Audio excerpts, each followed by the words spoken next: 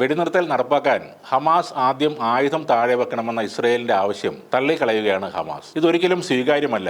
അധിനിവേശകർക്ക് മുന്നിൽ ഞങ്ങൾ കീഴടങ്ങുമെന്ന് അവർ കരുതേണ്ട. അതൊരിക്കലും സംഭവിക്കാനും പോകുന്നില്ല എന്നാണ് ഹമാസ് നേതാക്കൾ പറയുന്നത്. അങ്ങനെ ഒരു ആവശ്യം കേൾക്കുന്ന പോലും ഞങ്ങൾക്ക് അംഗീകരിക്കാൻ കഴിയാത്തതാണെന്നും ഹമാസ് വക്താവായ ഡോക്ടർ സാമി അബു സോരി അൽ ജസീറ ചാനലിനോട് പറഞ്ഞു. ഞങ്ങളുടെ ജനങ്ങളുടെ ദുരിതം ലഘൂകരിക്കുന്ന എല്ലാ വാഗ്ദാനങ്ങൾക്കും ഞങ്ങൾ തയ്യാറാണ്. എന്നാൽ നെതന്യാഹു ആവശ്യപ്പെടുന്നത് ഒരു പൂർണ്ണമായ കീഴടങ്ങൽ കരാറാണ്. ഏതൊരു വെടിനിർത്തൽ കരാറും അട്ടിമറിക്കാൻ നെതന്യാഹു അസാധ്യമായ വ്യവസ്ഥകൾ ഉണ്ടാക്കിയെടുക്കുകയാണ്. ഹമാസ് എന്ന പ്രതിരോധ സംഘത്തെ നിരായുധീകരിക്കണമെന്ന കാര്യത്തിൽ ഒരു ചർച്ചയ്ക്ക് പോലും വരേണ്ട കാര്യമില്ല. ഒരു കാലത്തും അങ്ങനെയൊന്ന് സംഭവിക്കാനും പോകുന്നില്ല.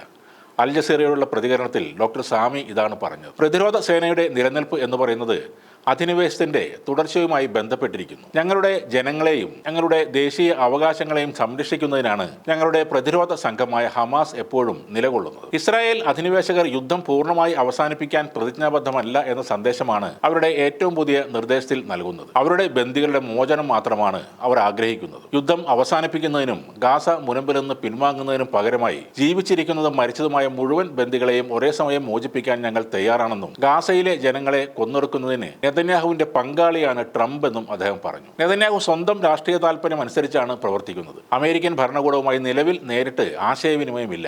ഇപ്പോൾ വന്നിരിക്കുന്ന നിർദ്ദേശം ഇസ്രയേലിന്റെ മാത്രം ഒരു നിർദ്ദേശമാണ്. ഞങ്ങളുടെ നിരായുധീകരണമാണ് അതിലവർ ആദ്യം മുന്നോട്ട് വെക്കുന്ന വ്യവസ്ഥ. എന്നാൽ കീഴടങ്ങുക എന്നത് ഹമാസ് പ്രസ്ഥാനത്തിന്റെ ഒരു ഓപ്ഷൻ അല്ല. ഞങ്ങളുടെ ജനതയുടെ ആഗ്രഹം തകർക്കാൻ ഞങ്ങൾ ഒരിക്കലും അനുവദിക്കില്ല. ഹമാസ് ഒരിക്കലും കീഴടങ്ങില്ല, ഒരിക്കലും വെള്ളക്കൊടി ഉയർത്തുകയുമില്ല.